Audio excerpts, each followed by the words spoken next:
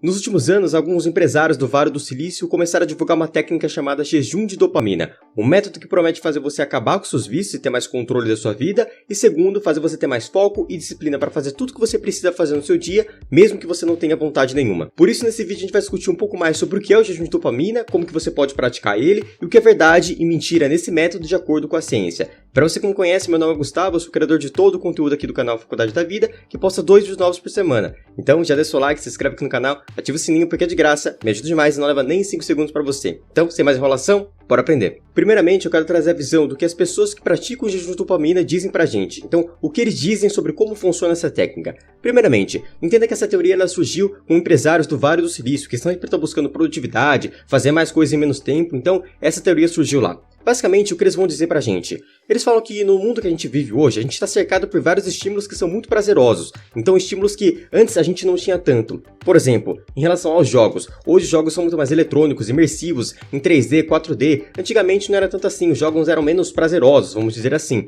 Então a gente tem hoje um mundo inundado de várias coisas prazerosas. Então jogos, notificações, alimentos mais calóricos, frituras, doce, açúcar. Tudo aquilo que é muito prazeroso, isso vai trazer uma certa consequência. E qual que seria essa consequência que eles dizem? A consequência que eles falam é que o nosso cérebro, ele se acostuma com aquilo que é mais prazeroso, ele gosta daquilo que é mais prazeroso, ele traz uma inundação de dopamina. Então, quando você joga aquele jogo, quando você fica o dia inteiro no celular, quando você come aquilo que é mais calórico, aquilo que é mais doce, e tudo no seu dia é mais prazeroso, você tem uma inundação de dopamina no seu cérebro. Isso vai fazer você deixar tudo de lado, aquilo que é menos prazeroso. Então, ler, estudar, tudo aquilo que é um pouco menos prazeroso, você não consegue focar, você não consegue ficar muito tempo naquilo. Então, de acordo com eles, aquele momento que você está estudando e você toda hora fica prestando atenção em outra coisa, você perde o seu foco, você quer olhar o seu celular e você não consegue fazer aquilo que é preciso ser feito. Isso acontece porque no seu mundo de hoje você tem muita coisa que gera muito prazer para você e aquelas atividades que são essenciais, que você precisa fazer, mas que são menos prazerosas, você não consegue manter o seu foco. E qual que seria a teoria recomendada por esses empresários? De acordo com eles, para a gente acabar com essa inundação de dopamina, a gente precisa fazer um jejum de dopamina.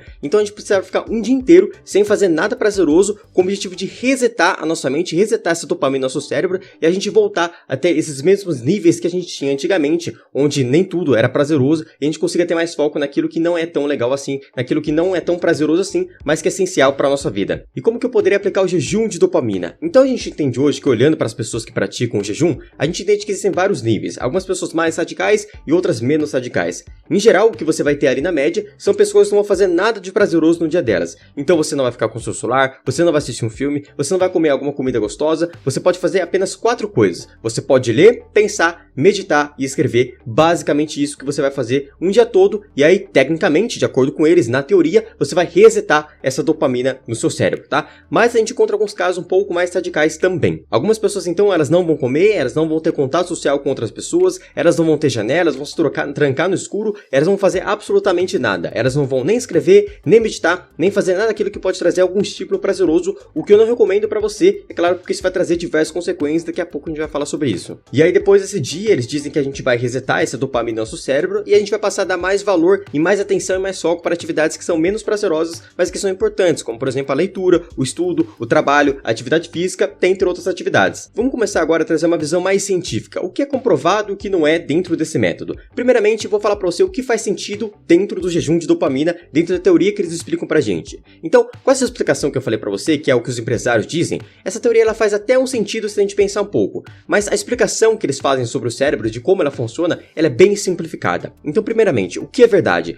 O nosso cérebro, eles realmente se acostuma com tudo aquilo que gera mais prazer. Então a gente sabe hoje, por exemplo, que crianças que elas comem mais doce durante a infância, dos seus 2, 3, 4, 5 anos, elas vão sentir menos prazer quando adultas em comer vegetais, legumes, frutas, coisas que são mais saudáveis. São pessoas que vão ter um paladar mais enjoado, são pessoas que vão querer sempre aquele estímulo a mais. Um chocolate, um hambúrguer, uma batata frita, tudo aquilo que gera mais prazer pra gente, isso já é comprovado. Então é por isso que as pessoas não recomendam que você dê açúcar para crianças de 3, 4, 5 anos. Quanto menos açúcar, melhor, e melhor será o paladar dessa pessoa também, dessa criança, quando ela for adulta. Ela vai conseguir comer mais verduras, mais legumes e sentir prazer naquilo. Em relação ao celular, a gente sabe também que ele é capaz de tirar o nosso foco, a nossa atenção.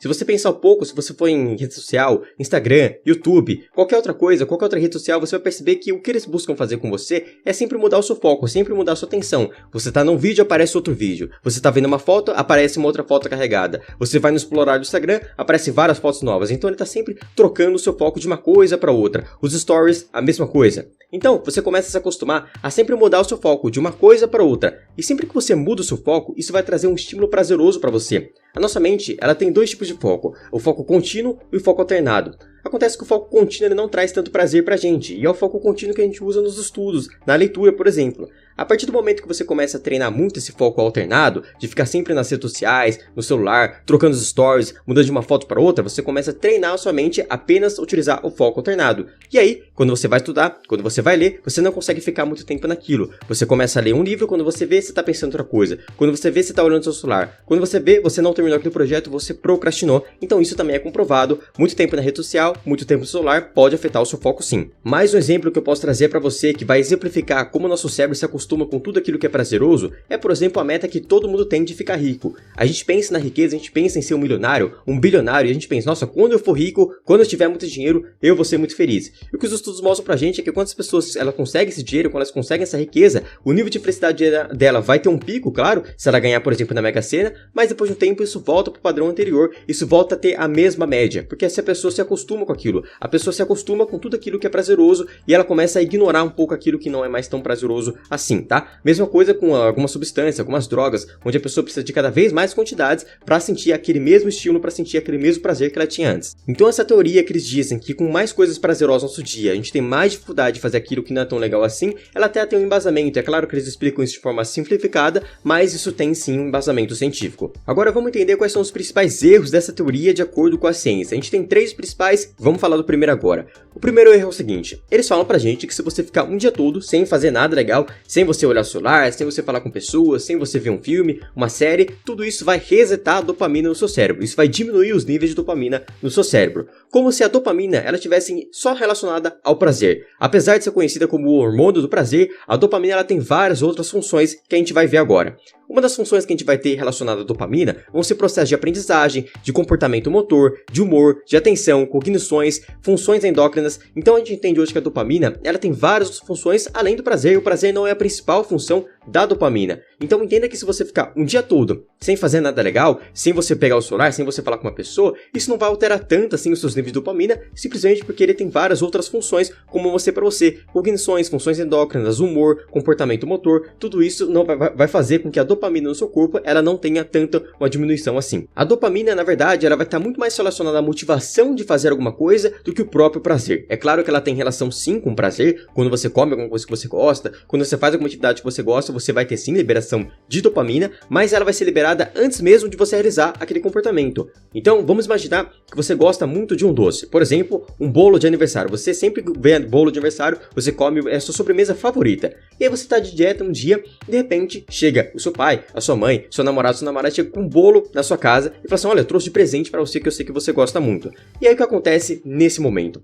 Antes de você comer aquele bolo, dopamina é liberada no seu cérebro, porque a dopamina ela vai te motivar a realizar aquele comportamento que vai ser prazeroso para você. Então entenda que, na verdade, a dopamina ela vai estar tão relacionada assim ao prazer em si, mas a motivação em realizar aquilo que vai ser prazeroso para você. Por causa desse motivo e outros que eu falei para você, quando você fizer um jejum de dopamina, a sua dopamina não vai diminuir tanto assim, e a gente não quer que essa dopamina diminua tanto, porque ela tem várias outras funções, e uma pessoa sem dopamina é uma pessoa doente, é uma pessoa depressiva, é uma pessoa com várias outras consequências.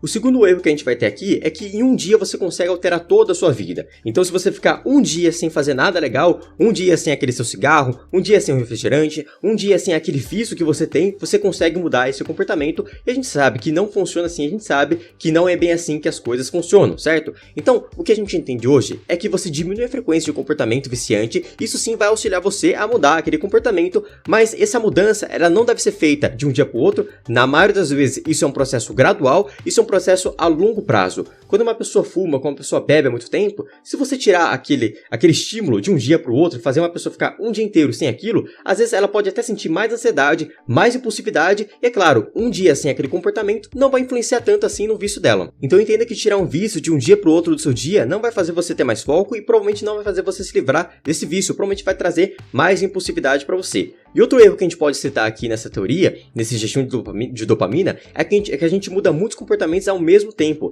Então você não vai focar em parar de fumar, você não vai focar em parar de beber, você não vai focar em parar de usar o celular. Você vai mudar tudo ao mesmo tempo. Você não vai usar o celular, você não vai comer, você não vai falar com pessoas, você não vai fazer nada prazeroso, e isso simplesmente não funciona. Sempre que você quer mudar muitos comportamentos ao mesmo tempo, isso tende a não funcionar. É por isso que pessoas que estão no começo do ano e traçam várias metas, então esse ano eu vou ser uma pessoa mais fitness, eu vou me alimentar melhor, eu vou fazer atividade física, eu vou fazer algum esporte, eu vou meditar, traça muitas mudanças. Em geral, essas pessoas vão desistir em 1, 2 semanas, em geral em 3 semanas elas já estão desistindo de tudo aquilo que elas traçaram. O terceiro erro que a gente tem aqui é que pessoas que começam a realizar o jejum de dopamina com uma frequência e com uma forma mais radical, um nível mais radical, como eu mostrei pra você, com isolamento social, sem atividade física, sem nada daquilo que pode fazer até bem pra você, então a gente entende que as consequências podem ser muito piores que os benefícios. Então se hoje você pratica o jejum de dopamina com isolamento social, por exemplo, o que você vai ter é aumento dos seus níveis de estresse, o aumento dos riscos de ansiedade, depressão e tudo de negativo que você pode imaginar no seu dia, porque o seu sistema imunológico vai estar também muito pior, tá?